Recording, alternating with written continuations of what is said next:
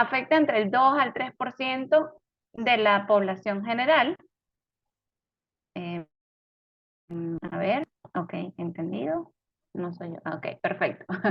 Afecta entre el 2 al 3% de la población general, puede afectar a cualquier edad y a cualquier sexo, o sea, hombres o mujeres por igual.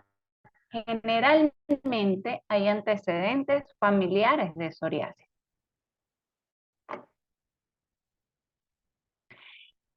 Por lo tanto, existe una predisposición genética que ya está bien establecida, pero hay factores ambientales que van a influir en la aparición de la psoriasis. Pueden ser infecciones, puede ser estrés, consumo de alcohol, puede ser el paciente con obesidad, ya que está asociado a enfermedades metabólicas sistémicas. De hecho, en la actualidad, la psoriasis ya no se considera solamente una enfermedad únicamente de la piel, ya se considera una enfermedad sistémica porque se acompaña generalmente del riesgo de desarrollo de patologías cardiovasculares, incremento de riesgo cardiovascular, incrementa el riesgo de desarrollar la psoriasis y a su vez la psoriasis incrementa el riesgo de desarrollar estas enfermedades.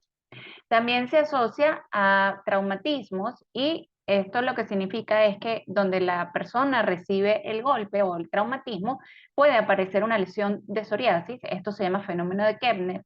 También se ha asociado a algunos medicamentos, sobre todo en pacientes polimedicados, pacientes de la tercera edad, pueden desarrollar psoriasis en edades avanzadas de la vida.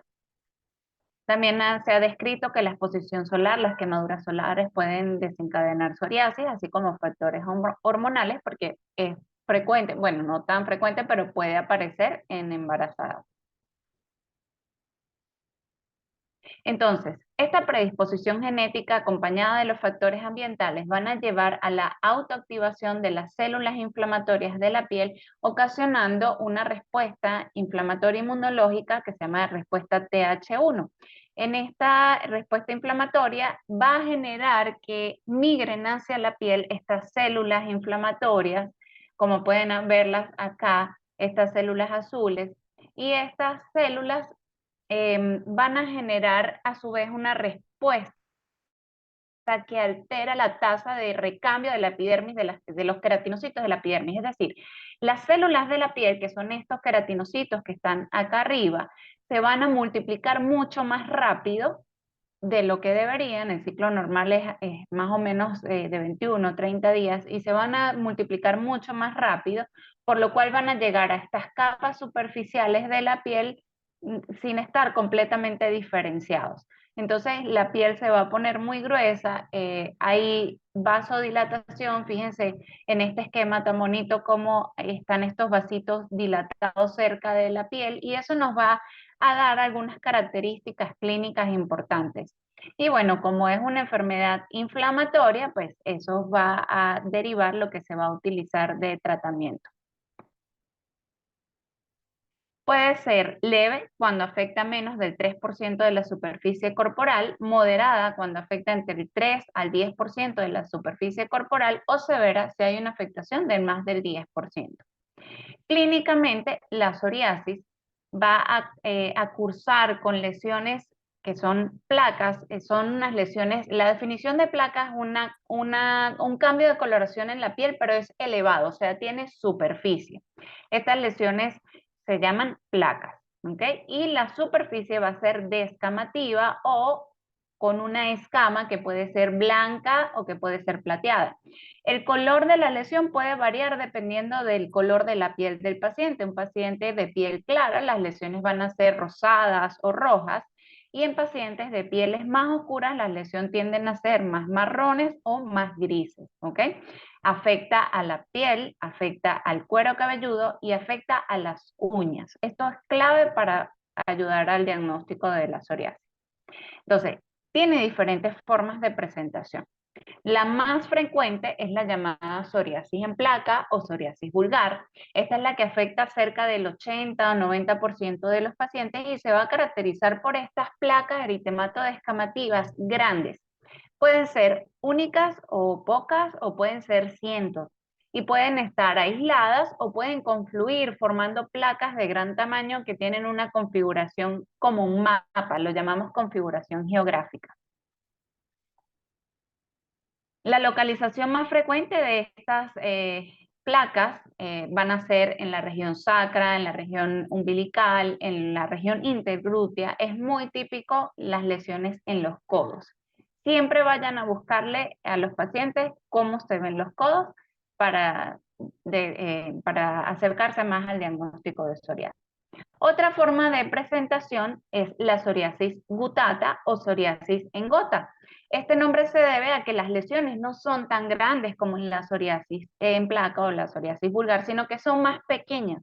Son unas lesiones que generalmente aparecen de forma súbita entre 10 y 14 días, posterior a infecciones generalmente por estreptococos como la amigdalitis estreptocóxica, y esta es la más frecuente en los niños y los adultos jóvenes. Generalmente desaparece de forma fácil con el tratamiento o de forma espontánea cuando se trata la causa en 2 a 3 meses. Aunque en la mayoría de los casos es autolimitada y desaparece, también puede haber un pequeño porcentaje de pacientes que evolucionan a formas crónicas y a formas vulgares. Aunque el pronóstico en la mayoría de los casos es benigno, pero puede haber brotes recurrentes dependiendo de si el paciente sigue estando expuesto a infecciones estreptocócicas. Otra forma es la psoriasis eritrodérmica. Esta es una de las menos frecuentes, pero es una de las más graves.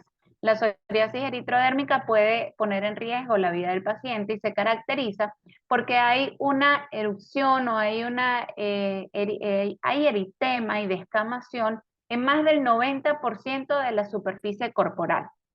Es un paciente que va a estar con grandes áreas de su cuerpo enrojecidas, hipertérmicas al tacto, calientes. El paciente puede sentir picazón, ardor, puede sentir intolerancia al frío. Estos pacientes, como tienen tanta vasodilatación en la piel, que es lo que genera ese eritema, pues pueden tener intolerancia al frío, pueden perder líquido y tienen alto cambio epidérmico. Estos pacientes botan mucha escama y pueden tener disminución de las proteínas, se pueden complicar. Generalmente estos pacientes con eritrodermia deben ser hospitalizados.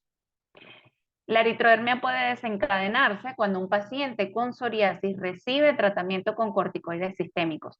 Los corticoides sistémicos generalmente no se utilizan en los pacientes que tengan psoriasis vulgar ni psoriasis en gota. Más bien, utilizar corticoides sistémicos en pacientes con psoriasis puede detonar el desarrollo de psoriasis eritrodérmica. También un paciente que tiene una psoriasis vulgar y que tiene una quemadura solar grave o extensa puede desencadenar una psoriasis eritrodérmica. Otra forma grave, afortunadamente poco frecuente, es la psoriasis pustulosa. La psoriasis pustulosa, el nombre lo dice, se presenta con pústulas. Las pústulas son lesiones de contenido que tienen contenido purulento. Puede presentarse de forma localizada o puede estar en palmas y plantas localizadas o puede ser generalizada y este tipo se llama von Subuch y esta puede cursar con fiebre, malestar general, el paciente puede tener elevación de la velocidad de sedimentación globular, puede presentar complicaciones, disminución de las proteínas séricas, el paciente puede complicarse también. Es necesario el manejo intrahospitalario de estos pacientes. También puede presentarse posterior a procesos infecciosos y generalmente se desencadena de forma rápida o súbita. Otro tipo de presentación, no tan grave como las dos anteriores, es la psoriasis palmoplantar.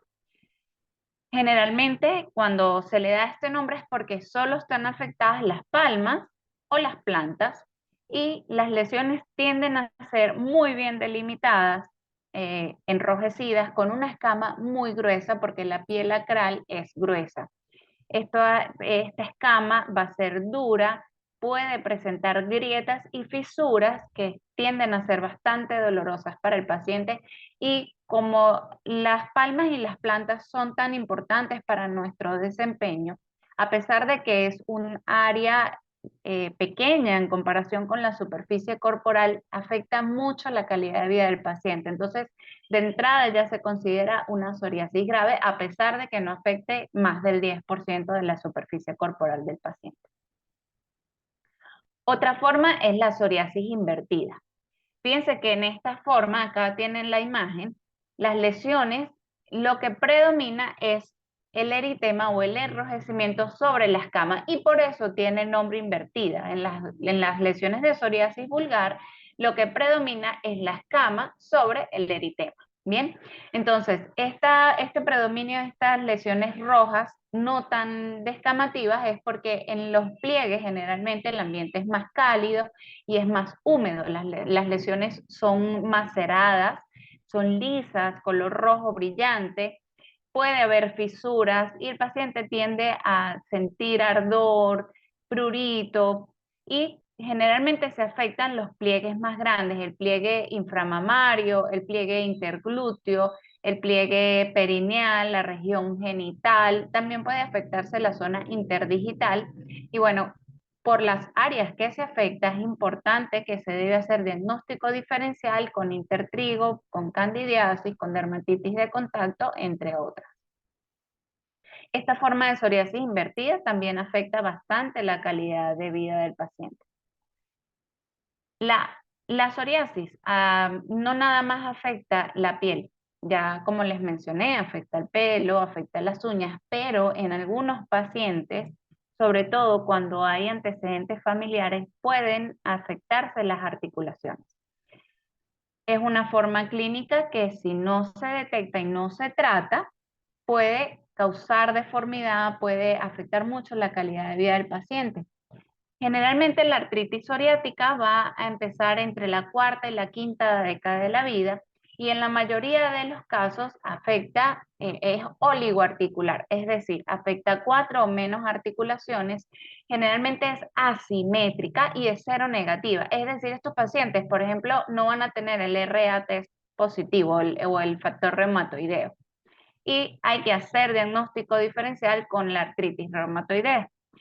Estos pacientes, es muy frecuente que los pacientes que tengan artritis psoriática también van a mostrar afectaciones en las uñas. Ustedes ven un paciente que tiene mucha afectación de las uñas, tienen que sospechar que les puede desarrollar artritis psoriática. También se asocia a la artritis, a la psoriasis pustulosa, y bueno, tiene mejor pronóstico en general que la artritis reumatoidea, pero si no se trata va a ser igual de deformante, igual de inflamatoria. Y algo muy típico es que estos pacientes presentan este edema en los dedos y se llama dedos en salchicha. Las articulaciones que se pueden afectar con más frecuencia son las interfalángicas, tanto proximales como distales, pero también hay afectación de la columna lumbar y afectación de rodillas o muñecas. En algunos pacientes puede haber solamente afectación de uñas y se llama psoriasis unguial, pero la psoriasis unguial tiene muchísimas manifestaciones clínicas, o sea, todas las alteraciones que ustedes pueden ver en las uñas se ven en la psoriasis. Las más frecuentes o las más características son el pitting o pits, que son estos puntitos que se ven acá en la lámina unguial. Otra que es bastante característica patognomónica es esta, que es la mancha en gota de aceite. También la hiperkeratosis subunguial. Fíjense que acá la lámina unguial es delgada, pero hay una hiperkeratosis o hay un engrosamiento de lo que está por debajo de la uña. Otra cosa es la onicolisis, que es la separación de la lámina unguial del lecho unguial. Y bueno, puede haber otras cosas como surcos de Bo, que son estos surcos que son transversales en la uña. También puede haber leuconiquia, que es coloración blanquecina. Puede haber onicorrexis, que son líneas verticales a través de la lámina unguial. Y también puede haber manchas en astilla. La psoriasis del cuero cabelludo. A ver, los tipos de psoriasis, pues fíjense que Los nombres varían dependiendo de la localización. Tienen la psoriasis unguial, tienen la artritis psoriática, ahora tenemos psoriasis en cuero cabelludo. Y es cuando se afecta la piel del cuero cabelludo, valga la redundancia. Generalmente se presenta, o es muy típico ver descamación y eritema en la región occipital o la región posterior del cuello hacia la nuca. No sé si allá ustedes usan ese término, es un término que se utiliza en Venezuela, la nuca, pero es hacia la región occipital del cuero cabelludo y generalmente son igual placas con descamación, se desprenden como una caspa muy gruesa. El paciente puede tener unos síntomas y este tipo de psoriasis puede afectar tanto esta región occipital como toda la región del cuero cabelludo. Y lo vamos a diferenciar de la dermatitis seborreica porque generalmente en la psoriasis se sobrepasa la línea de implantación del cuero cabelludo. Entonces se puede extender hacia la frente, hacia las orejas o hacia la región del cuello. No produce alopecia cicatricial o el pelo no se va a caer, sino que produce esta escama que también afecta bastante la calidad de vida del paciente y bueno, la psoriasis en el cuero cabelludo a veces puede ser un poco refractaria el tratamiento. A ver, ok. Entonces, el diagnóstico básicamente, ¿me están escuchando bien?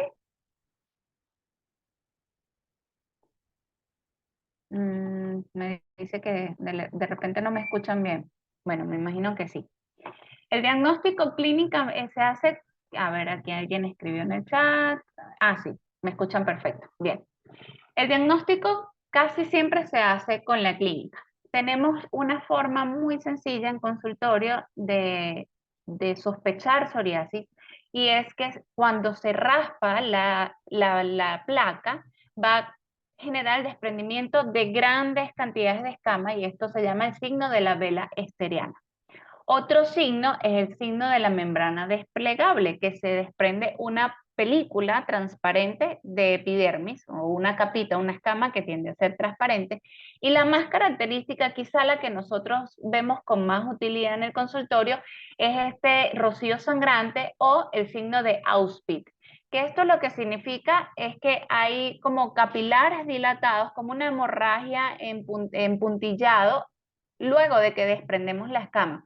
No sé si recuerdan el esquema que les mostré antes, que estaban, les dije, aquí están los capilares dilatados cerca de la epidermis, y esto es importante después para el diagnóstico. Bueno, porque esos capilares dilatados son los que vamos a ver aquí cuando desprendemos la escama.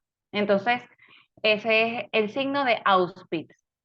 Otro signo no tan frecuente de ver es que alrededor de las lesiones hay como una palidez y esto se llama halo hipocrómico de Woronov. Entonces está como un halo pálido alrededor de esta lesión roja descamativa.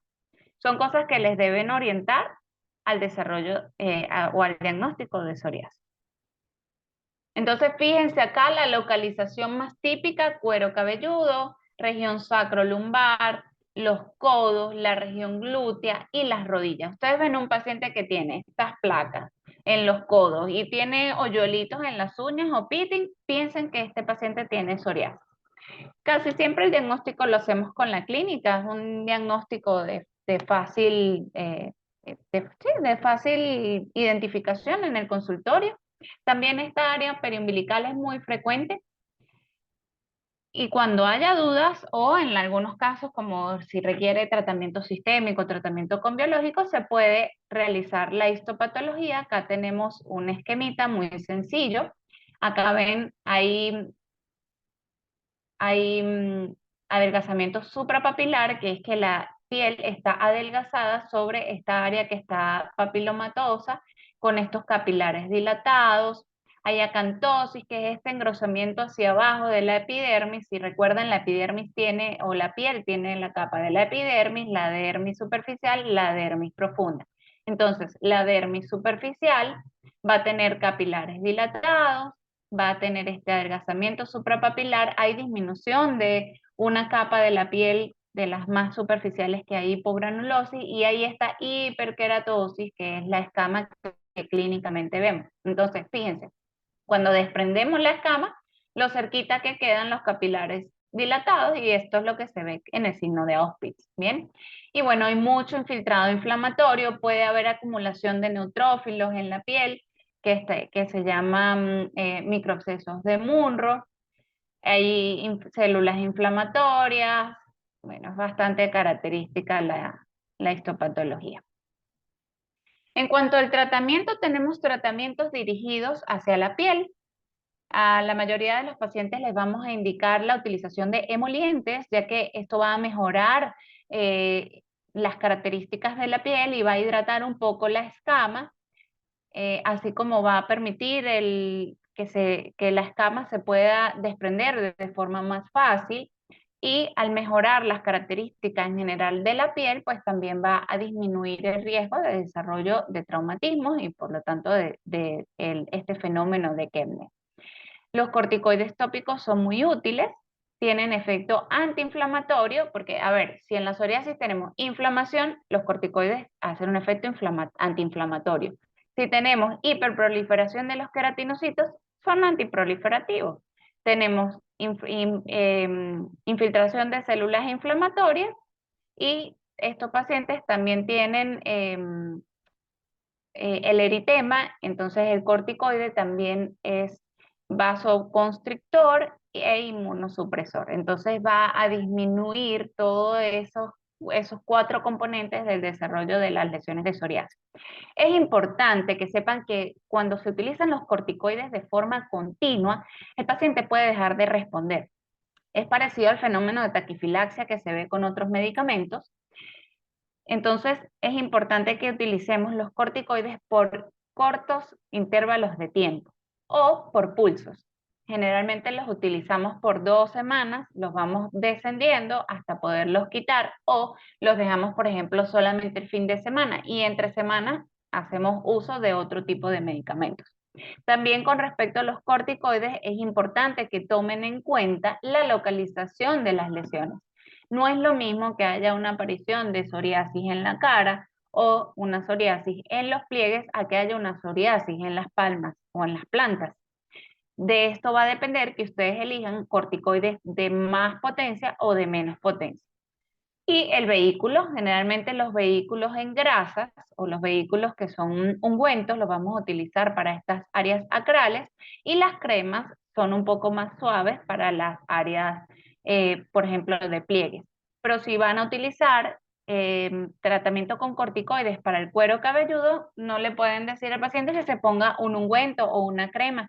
Entonces, también los corticoides vienen en lociones capilares.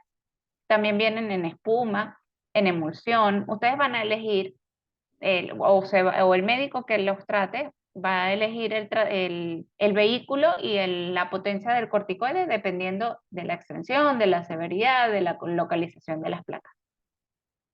Otra cosa muy importante son los queratolíticos como la urea y el ácido salicílico en altas concentraciones. Va a ayudar a degradar esta hiperkeratosis, el paciente va a tener más confort. Sobre todo es muy importante en la zona acral, porque cuando la hiperkeratosis es muy dura y es muy compacta, se fisura y duele muchísimo. Entonces los queratolíticos son unos grandes aliados.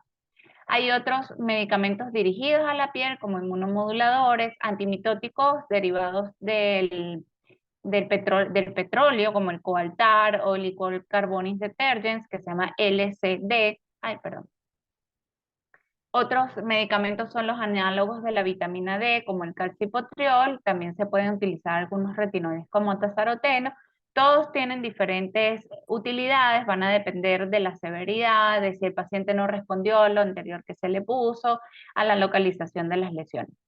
Y el tratamiento no farmacológico, hay que instar al paciente que evite los factores desencadenantes, cesación del tabaquismo, que haga ejercicio, que evite las quemaduras solares, pero en algunos casos, dependiendo sobre todo si las lesiones están en áreas que habitualmente se exponen al sol, como por ejemplo el dorso de las manos, o en las regiones laterales de los antebrazos, que son áreas que habitualmente están expuestas al sol. Si el paciente no tiene lesiones allí, pero sí las tiene en áreas no expuestas, eso podría ser un predictor a que el paciente responda al sol. Entonces uno le dice al paciente, tome sol, por ejemplo, 10 o 15 minutos 2 veces al día, y esto puede mejorar la psoriasis. En algunos pacientes, si las lesiones están en estas áreas expuestas al sol, pues uno infiere que tomar sol no lo va a ayudar. También es importante el control de las comorbilidades. Los pacientes deben tener control de los lípidos en sangre, deben tener su control de diabetes, se debe instar a la disminución del peso y al manejo del estrés. Todo esto son medidas no farmacológicas si se ha determinado que el estrés empeora la psoriasis. En algunos casos, se puede indicar fototerapia en pacientes con enfermedades moderadas a graves, porque cuando las enfermedades son muy extensas, ya los tratamientos en crema pues dejan de ser factibles porque son muy costosos y pues el paciente no va a tener buena adherencia. Entonces es una buena alternativa, disminuye la proliferación de los queratinocitos y es una terapia con luz ultravioleta que generalmente se utiliza parte del espectro de la luz, que es la VA o VB, dependiendo de lo que tengamos disponible. Es posible que el paciente requiera de 2 a 3 sesiones por semana y generalmente el tratamiento puede ser entre 15 o 20 semanas dependiendo de la evolución del paciente. En algunos casos, como psoriasis moderada o psoriasis grave, o en aquellos casos donde la psoriasis afecta mucho la calidad de vida del paciente, puede ser necesario el inicio de tratamiento sistémico. Entonces, tenemos muchas opciones de tratamiento. Por ejemplo, los medicamentos no biológicos como el metrotexate, que es un antimitótico que va a disminuir las lesiones y es importante también para el manejo de la artritis psoriática. La ciclosporina, que su mecanismo de acción generalmente es inmunosupresor, va a regular los queratinocitos, las células inflamatorias. El acitretin es otro medicamento, sobre todo es más útil en el tipo de psoriasis pustulosa, generalmente se asocia con fototerapia. Son buenas alternativas, sobre todo los que más utilizamos son metrotexate y ciclosporina. La ciclosporina la reservamos con más frecuencia a aquellos pacientes que tienen psoriasis eritrodérmica o como terapia de inicio, porque el metrotexate siempre va a tardar algunas semanas en empezar a generar el efecto. Otros fármacos son los fármacos biológicos, estos son los más nuevos, como el etanercept, el adalimumab, el ustekinumab, perdón que tuve un error ortográfico allí, pero son medicamentos que generalmente tienen alto costo. Y es importante que para pacientes que vayan a terapia sistémica, tanto biológica como no biológica, tenemos que estar pendientes de que estos pacientes van a tener disminución de su sistema inmune. Entonces hay que estar pendiente de todas las vacunas, el paciente debe estar completamente vacunado antes del inicio. Hay que descartar que el paciente no tenga infecciones latentes como tuberos, pueden tener afectación, sobre todo el metrotexate hepática, la ciclosporina puede afectar el riñón, puede producir hipertensión, y los biológicos, aunque son bien tolerados, puede favorecer el desarrollo de infecciones en el paciente. Entonces, esto hay que reservarlo para casos realmente que tengan gran afectación de la calidad de vida, que sean psoriasis extensas. Y bueno, hay otras alternativas de tratamiento también, como mofetil-micofenolato, hidroxiurea, algunos antibióticos que tienen efecto antiinflamatorio, pero esto ya los dejamos como tratamientos de tercera línea. Entonces, bueno, esto es lo que tenía para decirles hoy. Muchas gracias por su atención. No sé si tienen alguna duda, alguna experiencia que quieran compartir, algo que quieran preguntar. Estoy a la orden y bueno, estas son mis redes, el Instagram donde me pueden ubicar si tienen alguna duda y bueno, estoy a la orden. Muchas gracias por la invitación y bueno, estoy atenta a sus preguntas. Muchas gracias.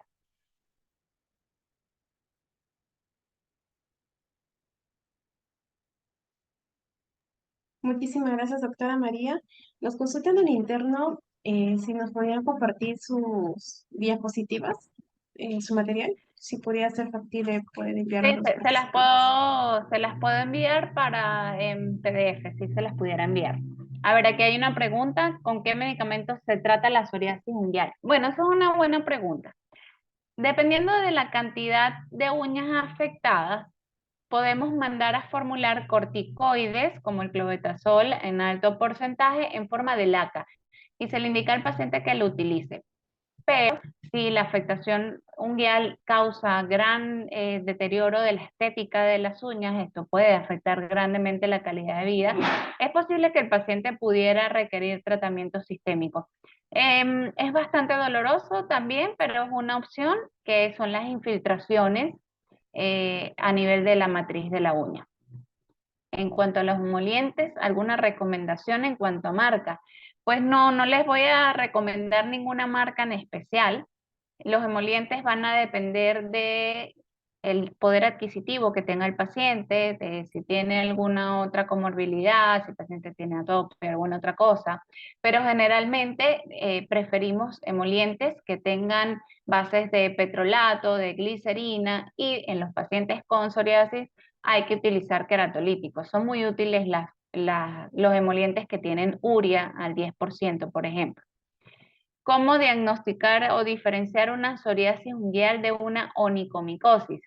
Bueno, la onicomicosis nosotros la confirmamos con examen micológico. Se puede hacer un examen micológico directo raspando la uña, cultivando. De hecho, es una de las cosas que hay que hacer. Si el paciente tiene solo psoriasis en las uñas, hay a juro que hacer cultivo para hongos de esas uñas porque sí hay que descartar onicomicosis. Pero generalmente lo sospechamos cuando hay afectación de bilateral. O sea, si el paciente tiene afectación de 10 o 20 uñas, uno dice, esto quizá no sea una micosis. Las micosis tienden a afectar menos cantidad de uñas. Si un paciente que tiene 20 uñas afectadas, piensen, puede ser psoriasis. Tratamiento de psoriasis en cuero cabelludo, bueno, nuevamente depende de la calidad, de la afectación de la calidad de vida del paciente. Si el paciente tiene gran afectación, pueden considerar tratamiento sistémico, o si la lesión es, por ejemplo, nada más localizada en la región occipital, pueden utilizar tratamiento dirigido a la piel. Son muy útiles las lociones capilares de corticoides, pero también podemos utilizar mezclas de champús preparados que pueden tener corticoides o pueden tener derivados del alquitrán de hulla. También pueden, hay algunos de marca, por ejemplo, Dermarest tiene un champú, Neutrogena tiene uno que se llama T-Gel, que tiene también derivados del alquitrán de hulla, que es color marrón. Hay otro que se llama Tizal, que lo que tiene es salicílico, que es un queratolítico en cuero cabelludo. Entonces va a depender del grosor de la escama y de la extensión de la lesión en cuero cabelludo, pero generalmente no utilizamos una sola cosa. La psoriasis palmoplantar se puede presentar solo en zona palmar con descamación. Pudiera, pero generalmente la psoriasis palmoplantar tiene unas placas gruesas muy bien delimitadas, pero hay que hacer diagnósticos diferenciales con tiñas, con dermatitis de contacto. Es más frecuente que descamación en las palmas sea por dermatitis de contacto o dermatitis del ama de casa que por psoriasis palmar, pero es un buen diagnóstico diferencial. Láser en tratamiento para psoriasis no es lo común, generalmente uno indica es fototerapia. ¿Ok?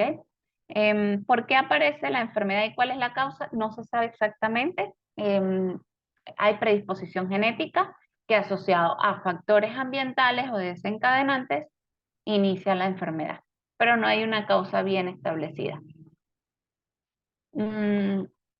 Los tipos de psoriasis, bueno, generalmente, bueno, ¿cómo es? Lubraski. Tienen que revisarlo porque es largo, pero hay muchos tipos de psoriasis. Van a depender el nombre de la localización casi siempre. Recuerden la psoriasis en placas o grandes placas, la psoriasis gutata, que es pequeña, que son placas pequeñas, la psoriasis inversa, que es donde predomina el eritema sobre la escama y se afectan los pliegues. Tenemos la psoriasis palmoplantar, psoriasis del cuero cabelludo. Tenemos la psoriasis pustulosa, que es la que cursa con pústulas estériles, que puede ser localizada, que puede afectar manos, o generalizada, que es Bonsu-Busch, que cursa también con fiebre y síntomas sistémicos. La eritrodermia psoriática, que es que hay eritema y descamación en más del 90% de la superficie corporal. ¿Desde qué edad en la niñez se puede presentar la psoriasis? Ah, bueno, esa es una pregunta interesante porque puede parecer incluso en lactantes. De hecho, hay niños que presentan psoriasis en el área del pañal o sebopsoriasis, que es una variante, y bueno, hay que hacer diagnóstico diferencial con dermatitis del área del pañal, hay que hacer diagnóstico diferencial con candidiasis, pero desde lactantes pueden presentar psoriasis. A ver, ¿cuánto tiempo se puede dar tratamiento para su psoriasis unguial? Lo que el paciente requiera. Y pues dependiendo de la severidad. Porque, por ejemplo, también, si yo tengo un paciente que le tengo tratamiento tópico y le doy esteroides y le doy esteroides tópicos y sigo queratolípticos y lo infiltro y el paciente sigue con afectación de las uñas, bueno, ya yo consideraría, mira, no mejora con lo que yo le estoy dando, puedo considerar tratamiento sistémico. Em, Ajá, un paciente con psoriasis severa, con derrame pleural trasudado con hipoalbuminemia, en terapia antibiótico con ceftriaxona y vancomicina, pero recibe metilprednisolona a baja dosis por insuficiencia respiratoria. ¿Qué tan prudente es tomar esa conducta en él? Bueno, ahí hay que establecer riesgo-beneficio. Si el paciente tiene otra indicación de los corticoides, pues toca dárselos y pues se va manejando la psoriasis de otra forma. Em, Probablemente es un paciente que requiere tratamiento sistémico. Casi siempre estos pacientes, cuando están así agudos o muy severos, iniciamos con ciclosporina o podemos ir a biológicos si el paciente no mejora, pero hay que individualizar ese caso. Ese caso, pues, debe verlo en conjunto, en un equipo multidisciplinario, debe verlo el internista, debe verlo el dermatólogo, debe verlo el neumonólogo, o sea, todas las especialidades deben estar involucradas y algo que no les dije es muy importante, el manejo nutricional. Porque si estos pacientes, quizás esa hipoalbuminemia tan severa es porque tienes el paciente eritrodérmico que tiene gran recambio de epidermis. Entonces pierden proteínas. Y aparte la eritrodermia por sí pierde proteínas a través de la piel y electrolitos, líquidos. Entonces estos pacientes requieren generalmente apoyo nutricional. Um, Algo más. Psoriasis en gota. No fue sí la mencioné. Psoriasis en gota o psoriasis gutata es la que afecta casi siempre a pacientes jóvenes, a adolescentes, a niños, y se puede asociar con frecuencia a infecciones estreptocóxicas. Casi siempre aparece después de un proceso de una infección estreptocóxica como una amigdalitis y puede ser autolimitada o en algún porcentaje de los pacientes puede evolucionar a crónica, pero casi siempre evoluciona bien y responde al tratamiento. Entonces creo que no hay más preguntas. No sé si alguien más quería preguntar algo. Doctora María, muchas gracias por responder las preguntas. Me parece que son todas las preguntas hasta el momento por parte de los participantes. Le agradecemos. Sé que ha sido de gran provecho y se ve por las ganas de querer preguntar mucho por ellos. Agradecemos mucho su disposición, doctora María. Esperamos contar con su apoyo en futuras ponencias, en otras oportunidades. Agradecer tanto su tiempo y sus conocimientos que nos ha podido impartir. No sé si tal vez tenga palabras finales para poder cerrar con broche de oro esa primera ponencia con la que estamos inaugurando la tecnología de dermatología. Bueno, espero que su paso por dermatología les encante. La dermatología de verdad es un área de la medicina apasionante, tiene mucho que ver con todas las especialidades y bueno, la psoriasis es una enfermedad muy frecuente que si la podemos tratar de forma temprana, podemos cambiar drásticamente o mejorar drásticamente la calidad de vida de ese paciente afectado. Entonces, para los que vayan a hacer medicina, pues entusiásmense con la dermatología y bueno, estoy a la orden. Muchas gracias por la invitación. Muchísimas gracias, doctora María. De igual manera, estaremos haciendo el envío del certificado correspondiente por el medio de contacto. Agradecerle, doctora María, y desearle éxitos en sus futuros proyectos. De igual manera, comentar a los chicos que también agradecen por interno, doctora, que el pase de lista final ya se encuentra en el chat de Zoom, está dando un promedio de 10 minutos y posteriormente se estará cerrando y tener en cuenta que eso debe ser una nota probatoria para su certificación. Muchísimas gracias, doctora María. Esperamos contar con usted en futuras ponencias. Chévere, gracias.